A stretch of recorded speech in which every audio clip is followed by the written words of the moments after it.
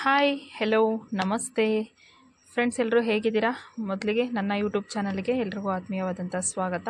Friends, ತುಂಬ ದಿನಗಳ ನಂತರ ನಿಮ್ಮ ಜೊತೆ ಒಂದು ವೀಡಿಯೋನ ಶೇರ್ ಮಾಡ್ಕೊಳ್ಳೋಕೆ ಬಂದಿದ್ದೀನಿ. ತುಂಬ ದಿನಗಳಾದಮೇಲೆ ಒಂದು ವೀಡಿಯೋನ ಎಡಿಟಿಂಗ್ ಮಾಡೋಕ್ಕೆ ಟೈಮ್ ಸಿಕ್ತು. ಈ ಬ್ಯುಸಿ ಶೆಡ್ಯೂಲ್ನಲ್ಲಿ ಸ್ವಲ್ಪ ಯೂಟ್ಯೂಬ್ ಕಡೆ ಸ್ವಲ್ಪ ಟೈಮ್ ಸೆಂಡ್ ಮಾಡೋಕ್ಕಾಗಲಿಲ್ಲ. ಸೊ ಹಾಗಾಗಿ ತುಂಬ ದಿನ ಆದಮೇಲೆ ವೀಡಿಯೋನ ನಿಮ್ಮ ಜೊತೆ ಶೇರ್ ಮಾಡ್ಕೊಳ್ಳಿಕ್ಕೆ ಬಂದಿದ್ದೀನಿ. ಇವತ್ತು ನಾನು ನಿಮ್ಮ ಜೊತೆ ಶೇರ್ ಮಾಡ್ಕೊಳ್ಳೋಕೆ ಬಂದಿರೋಂಥ ರೆಸಿಪಿ ಬಂದುಬಿಟ್ಟು ಗೀ ರೈಸ್ ರೆಸಿಪಿನ ಈಸಿಯಾಗಿ ಮತ್ತು ಕುಕ್ಕರ್ನಲ್ಲೇ ಮನೆಯಲ್ಲೇ ಈಸಿಯಾಗಿ ಮಾಡ್ಕೊಳ್ಳೋವಂಥ ರೆಸಿಪಿ ಹೇಗೆ ಮಾಡಿದೆ ಅನ್ನೋದು ವಿಡಿಯೋ ಕೊನೆವರೆಗೂ ನೋಡಿದ್ರೆ ಗೊತ್ತಾಗುತ್ತೆ. ವಿಡಿಯೋ ಶುರು ಮಾಡೋಕ್ಕೂ ಮುಂಚೆ ಯಾರೆಲ್ಲ ಇನ್ನೂ ನನ್ನ ಚಾನಲ್ನ ಸಬ್ಸ್ಕ್ರೈಬ್ ಮಾಡ್ಕೊಳ್ದೆ ನೋಡ್ತಾ ಇದ್ದೀರಾ, ದಯಮಾಡಿ ಸಬ್ಸ್ಕ್ರೈಬ್ ಮಾಡ್ಕೊಳ್ಳಿ ಅಂತ ಹೇಳ್ತಾ ವಿಡಿಯೋನ ಸ್ಟಾರ್ಟ್ ಮಾಡ್ತಾಯಿದ್ದೀನಿ. ಮೊದಲಿಗೆ ನಾನಿಲ್ಲಿ ಗೀ ರೈಸ್ ಮಾಡಲಿಕ್ಕೆ ಒಂದು ಪಾತ್ರೆ ಇಟ್ಕೊಂಡಿದ್ದೀನಿ. ಅದಕ್ಕೆ ಬೇಕಾಗಿರೋಂಥ ತುಪ್ಪ ಹಾಕ್ಕೊಳ್ಳೋಣ. ಗೀ ರೈಸ್ ಅಂದಮೇಲೆ ತುಪ್ಪನೇ ಅಲ್ವಾ ಮೇನ್ ಇಂಗ್ರೀಡಿಯೆಂಟ್ಸು. ನೋಡಿ, ನಾನಿಲ್ಲಿ ಇದು ಹೋಮ್ ಮೇಡ್ ತುಪ್ಪನೇ, ಮನೆಯಲ್ಲೇ ಮಾಡ್ಕೊಂಡಿರೋಂಥದ್ದು ತುಪ್ಪ, ಅಂಗಡಿಯಿಂದ ತೊಗೊಂಡು ಬಂದಿರೋದಲ್ಲ. ನೋಡಿ, ನಾನಿಲ್ಲಿ ತುಪ್ಪ ಹಾಕ್ಕೊಂಡಿದ್ದೀನಿ. 2 ಸ್ಪೂನ್ ಆಗೋಷ್ಟು ತುಪ್ಪ ಹಾಕ್ಕೊಂಡು ಅದ್ರ ಜೊತೆಗೆ 1 ಸ್ಪೂನ್ ಆಗೋಷ್ಟು ಆಯಿಲ್ನ ಹಾಕ್ಕೊಂಡಿದ್ದೀನಿ. ಅದಕ್ಕೆ ಬೇಸಿಕ್ ಮಸಾಲ ಇಂಗ್ರೀಡಿಯೆಂಟ್ಸ್ ಎಲ್ಲ ಏನಿದೆ ಅದನ್ನು ಕೂಡ ಆ್ಯಡ್ ಮಾಡಿಕೊಂಡು ಸ್ವಲ್ಪ ಫ್ಲೇವರ್ ಬರೋವರೆಗೂ ಈ ರೀತಿಯಾಗಿ ಬಿಸಿ ಮಾಡ್ಕೊಳ್ಳೋಣ. ತುಂಬ ಹೈ ಫ್ಲೇಮ್ ಏನಿಟ್ಟಿಲ್ಲ, ಮೀಡಿಯಮ್ ಫ್ಲೇಮ್ನಲ್ಲೇ ಮಾಡ್ಕೊಳ್ತಾ ಇದ್ದೀನಿ. ನಂತರ ಇದೆಲ್ಲ ನೀಟಾಗಿ 1-2 ನಿಮಿಷ ಫ್ರೈ ಆದ ನಂತರ ನಾನಿಲ್ಲಿ 4ರಿಂದ 5 ಹಸಿಮೆಣ್ಸಿನ್ಕಾಯಿನ ಈ ರೀತಿ 2 ಸೀಲ್ ಮಾಡ್ಕೊಂಡಿದ್ದೀನಿ. ಅದನ್ನು ಕೂಡ ಒಗ್ಗರಣೆಗೆ ಹಾಕೋತಾ ಇದ್ದೀನಿ. ಅದ್ರ ಜೊತೆಗೆ 1 ಆನಿಯನ್ನ ಕಟ್ ಮಾಡಿಕೊಂಡು ಅದನ್ನು ಕೂಡ ಒಗ್ಗರಣೆಗೆ ಆ್ಯಡ್ ಮಾಡ್ಕೋತಾ ಇದ್ದೀನಿ. ಈಗ ಇದೆಲ್ಲನೂ ಸ್ವಲ್ಪ ಫ್ರೈ ಮಾಡ್ಕೊಳ್ಳೋಣ, ಚೆನ್ನಾಗಿ ಬ್ರೌನ್ ಕಲರ್ ಬರೋವರೆಗೂ. ಈ ನಡುವೆ ಸ್ಕೂಲ್ ವರ್ಕು ಆ ಕಡೆ ಎಲ್ಲ ವರ್ಕುಗಳಲ್ಲಿ ಸ್ವಲ್ಪ ಬ್ಯುಸಿ ಇದ್ದೀನಿ. ಸೊ ಹಾಗಾಗಿ ವಿಡಿಯೋನ ಎಡಿಟಿಂಗ್ ಮಾಡೋಕ್ಕೆ ಟೈಮ್ ಸಿಗ್ತಾಯಿಲ್ಲ. ಸೊ ಹಾಗಾಗಿ ವೀಡಿಯೋಸ್ ಕಮ್ಮಿ ಬರ್ತಾಯಿದೆ ಫ್ರೆಂಡ್ಸ್. ಮತ್ತು ಈಗ ಅದಕ್ಕೆ ಶುಂಠಿ ಬೆಳ್ಳುಳ್ಳಿ ಪೇಸ್ಟ್ನ ಆ್ಯಡ್ ಮಾಡ್ಕೋತಾ ಇದ್ದೀನಿ. ಶುಂಠಿ ಬೆಳ್ಳುಳ್ಳಿ ಪೇಸ್ಟು ನಿಮಗೆ ಸ್ವಲ್ಪ ಸ್ಪೈಸಿಯಾಗಿ ಬೇಕು ಅಂದರೆ ನೀವು ಜಾಸ್ತಿ ಆ್ಯಡ್ ಮಾಡ್ಕೊಳ್ಳಿ. ನಾನಿಲ್ಲಿ ಮಕ್ಕಳೆಲ್ಲ ತಿಂತಾರಲ್ವ, ಸೊ ಖಾರ ಸ್ವಲ್ಪ ಕಮ್ಮಿ ಹಾಕ್ಕೊಂಡಿದ್ದೀನಿ. ಇಲ್ಲಿ 2 ಸ್ಪೂನ್ ಆಗೋಷ್ಟು ಶುಂಠಿ ಬೆಳ್ಳುಳ್ಳಿ ಪೇಸ್ಟ್ನ ಹಾಕ್ಕೊಂಡಿದ್ದೀನಿ. ಅದಕ್ಕೆ 1 ಟೊಮ್ಯಾಟೊ, ತುಂಬ ಹಣ್ಣಾಗಿರೋಂಥ ಟೊಮ್ಯಾಟೊನ ಹಾಕೋತಾ ಇದ್ದೀನಿ. ಇದನ್ನು ಕೂಡ ಈ ರೀತಿಯಾಗಿ ಚೆನ್ನಾಗಿ ಫ್ರೈ ಮಾಡ್ಕೊಳ್ಳೋಣ. ಈ ಮಸಾಲೆ ಎಲ್ಲ ನೀಟಾಗಿ ಫ್ರೈ ಆಗಿಬಿಡಬೇಕು. ಅದ್ರ ಜೊತೆಗೆ ಗೋಡಂಬಿ ಹಾಕೋತಾ ಇದ್ದೀನಿ. ನೀವು ಗೋಡಂಬಿನ ಬೇಕಿದ್ದರೆ ಒಗ್ಗರಣೆಗೆ ಹಾಕೋಬೋದು.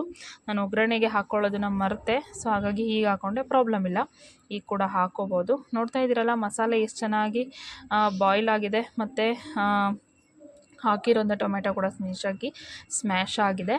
ನೋಡ್ತಾ ಇದ್ದೀರಲ್ಲ ಈ ರೀತಿಯಾಗಿ. ನಂತರ ಇದಕ್ಕೆ ಒಂದೊಂದಾಗಿ ಆ್ಯಡ್ ಮಾಡ್ಕೊಳ್ತಾ ಹೋಗೋಣ.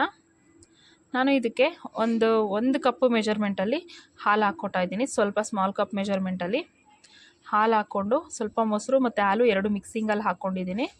ಮತ್ತು ಅದಕ್ಕೆ ನೀವು ಅಕ್ಕಿ ಎಷ್ಟು ಹಾಕೋತೀರಾ ಅಷ್ಟು ನೋಡಿಕೊಂಡು ನೀರು ಹಾಕ್ಕೊಳ್ಳಿ. ನಾನಿಲ್ಲಿ 1.5 ಗ್ಲಾಸ್ ಆಗುವಷ್ಟು ಅಕ್ಕಿ ಹಾಕೋತೀನಿ. ಸೊ ಅದಕ್ಕೆ ಬೇಕಾಗಿರೋಂಥ ನೀರನ್ನ ಆ್ಯಡ್ ಮಾಡ್ಕೊಂಡಿದ್ದೀನಿ. ಉಪ್ಪು ರುಚಿಗೆ ಎಷ್ಟು ಬೇಕೋ ಅಷ್ಟು ಹಾಕ್ಕೊಂಡು ಸ್ವಲ್ಪ ಕೊತ್ತಂಬರಿ ಸೊಪ್ಪನ್ನ ಹಾಕ್ಕೊಂಡಿದ್ದೀನಿ. ನೀರು ಚೆನ್ನಾಗಿ ಸ್ವಲ್ಪ ಕುದಿಯೋಕ್ಕೆ ಹತ್ತಲಿಕ್ಕೆ ಸ್ಟಾರ್ಟ್ ಆದಾಗ ನಾನಿಲ್ಲಿ ವಾಶ್ ಮಾಡಿಟ್ಕೊಂಡು ಮತ್ತು ಒಂದು 2 ನಿಮಿಷ ನೆನೆಸಿಟ್ಕೊಂಡಿರೋಂಥ ಅಕ್ಕಿನ ಆ್ಯಡ್ ಮಾಡ್ಕೊಂಬಿಡೋಣ. ನಾನಿಲ್ಲಿ ನೆನೆಸೇನು ಇಟ್ಕೊಂಡಿಲ್ಲ, ಡೈರೆಕ್ಟಾಗಿ ಹಾಗೆ ಹಾಕೋತಾ ಇದ್ದೀನಿ. ಯಾಕೆ ಅಂದರೆ ನೀರು ಕುದಿಲಿಕ್ಕೆ ಇನ್ನೂ ಟೈಮ್ ತೊಗೊಳುತ್ತಲ್ವ, ಆ ಮೂಮೆಂಟಲ್ಲೇ ಅದು ನೆನ್ಕೊಳ್ಳುತ್ತೆ. ಸೊ ಹಾಗಾಗಿ ನೆನೆಸೇನಿಟ್ಟಿಲ್ಲ, ನೀವು ಬೇಕಿದ್ರೆ ನೆನೆಸಿ ಕೂಡ ಹಾಕೋಬೋದು. ನಾನಿಲ್ಲಿ ಬಾಸುಮತಿ ರೈಸ್ನ ಹಾಕ್ಕೊಂಡಿದ್ದೀನಿ. ನೋಡ್ತಾ ಇದ್ದೀರಲ್ಲ ಈ ರೀತಿಯಾಗಿ ಚೆನ್ನಾಗಿ ಒಂದು ಒಳ್ಳೆ ಮಿಕ್ಸ್ ಕೊಟ್ಕೊಂಡೆ. ಹಾಲು ಮತ್ತು ಮೊಸರು ನಾನು 1 ಕಪ್, ಜಾಮೂನ್ ಕಪ್ ಬರುತ್ತಲ್ಲ ಆ ಕಪ್ ಮೆಜರ್ಮೆಂಟಲ್ಲಿ 1 ಕಪ್ ಹಾಕ್ಕೊಂಡಿದ್ದೀನಿ.